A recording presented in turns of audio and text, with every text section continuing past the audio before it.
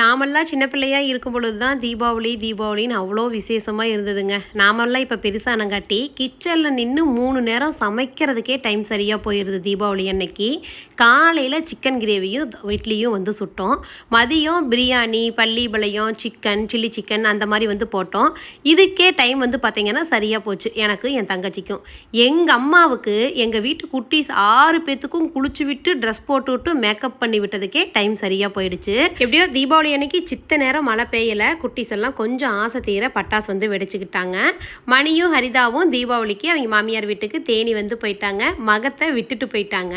மகத்துக்கு பார்த்தீங்கன்னா லைட்டாக சளி காய்ச்சலாக இருந்தது. மழை பெஞ்சிக்கிட்டு இருக்கிற டைமிங்கில் தூக்கிட்டு அங்கே போக வேண்டாம், இங்கே விட்டுட்டு போயிடலாம் அப்படின்ட்டு விட்டுட்டு போயிட்டாங்க. எங்களுடைய மாப்பிள்ளை பார்த்தீங்கன்னா நல்லா ஜாலியாக என்ஜாய் பண்ணிக்கிட்டு இருந்துட்டாரு.